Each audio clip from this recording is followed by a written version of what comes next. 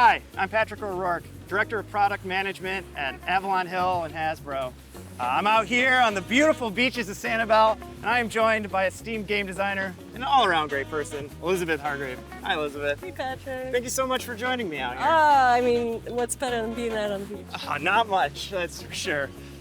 Well, we're working on a game together. Yes. A game called Sanibel. Yes. So I'm really curious, why did you choose to set the game right here? I grew up in North Florida. Yeah. But Sanibel, I think out of all the beaches in Florida, is really known for its seashells. Yeah, very much so. I mean, they're kind of under the tide's going out right now, so they're a little bit covered, but there's like just huge swaths of just solid shells on the beach. And you'll see, I was at a sunrise this morning, and people were out with flashlights, like wanting to be the first ones to find all the stuff that had washed up overnight. It's a whole little culture of shelling here.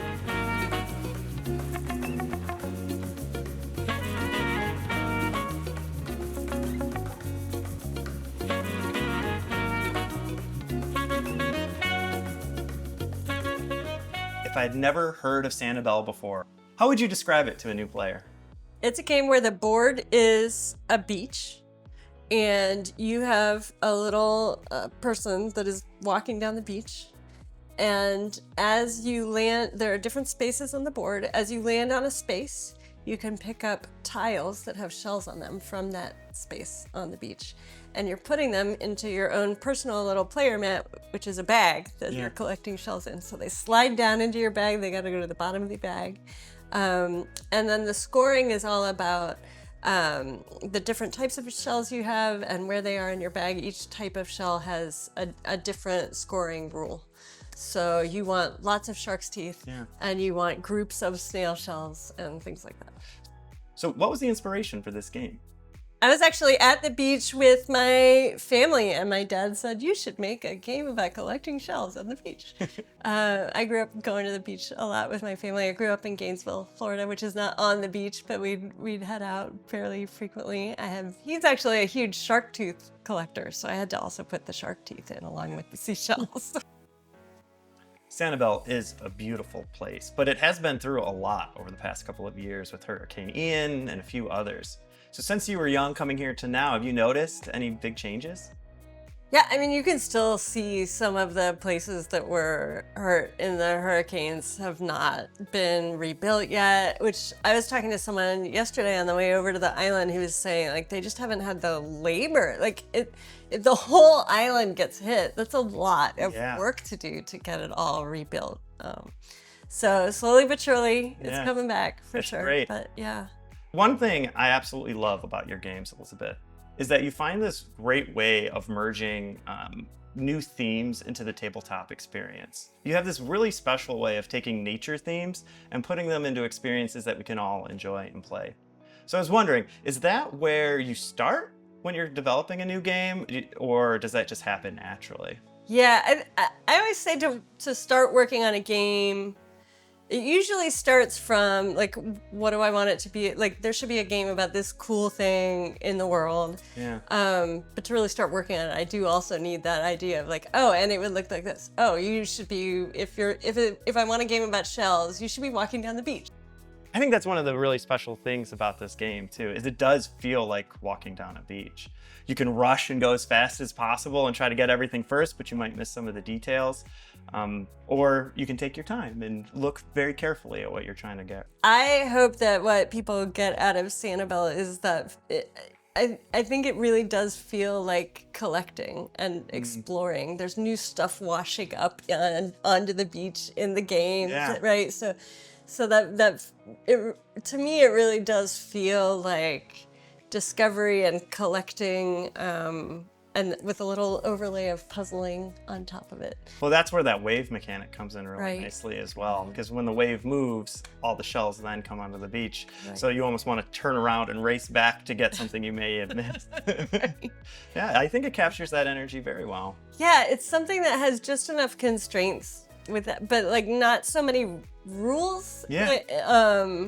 It felt like a good balance. I hope people will agree that it's an interesting puzzle without too much overhead to figure out how to do it. Well, with all that, how about we get the design team in here and we go take a look at the game? Absolutely. Awesome.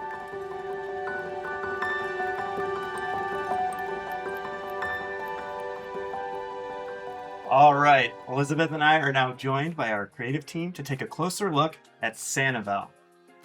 Joining me is Doug, Tess, and Sammy. Hey guys. Hey. Well, take me to day one. So the prototype comes in, we open the box, we play it, we have a conversation with Elizabeth. What was running through your minds? I loved the vibe. I think Verbata maybe said that when we first sat down and played it at the games tables with the prototype. It was just, I immediately feel peaceful, which is your intention, right? It's immediately an atmospheric game. Yeah. And I think I may have won. Oh. Hot donuts. It affects your first experience. I'm like 90% sure I won. For me, it's always a little nerve-wracking handing over my baby. But I was definitely at ease pretty quickly because it was very clear that you saw the vision of what I was going for and definitely felt like I was in good hands. Now, I know that this is a prototype, but how did the art direction inform the overall tone of this game? Yeah, so Elizabeth turned in a very beautiful prototype that had clear tone and direction of this game, and I wanted to make sure that we respected that with the illustrations.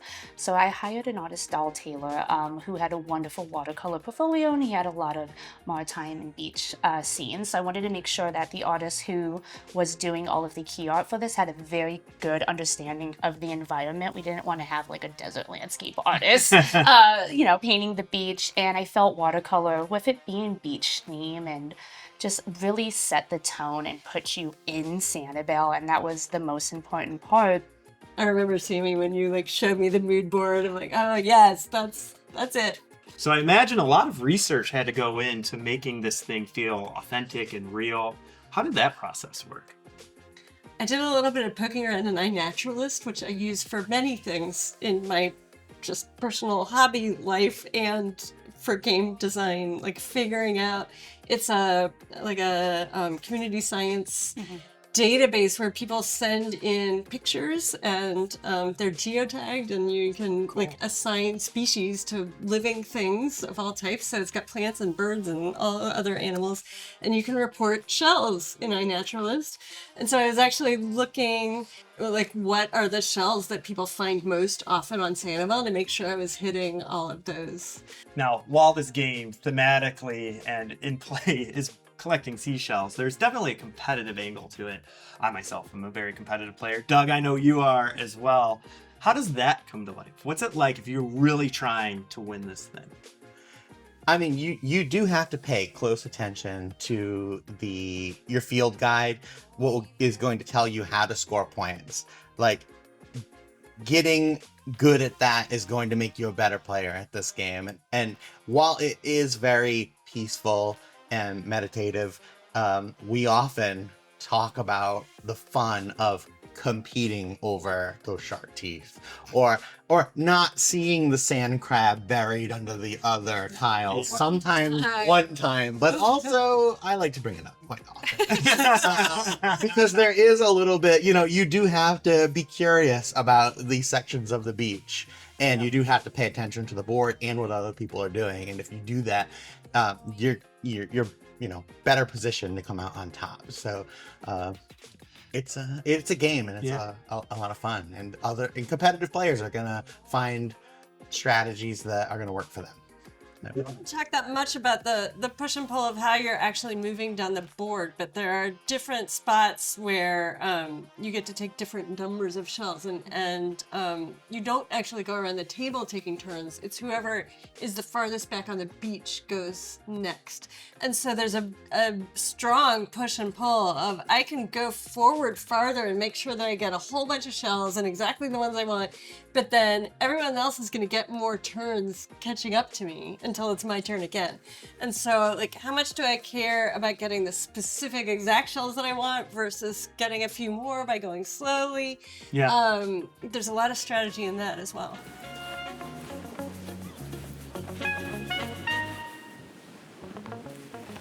Well, Elizabeth, thank you so much for joining us today. My pleasure. I am so excited for people to get their hands on this game. Yeah, me too. It was remarkable. We learned a lot. We got to play the game together. Yeah. Really great trip. Found some shells on the beach.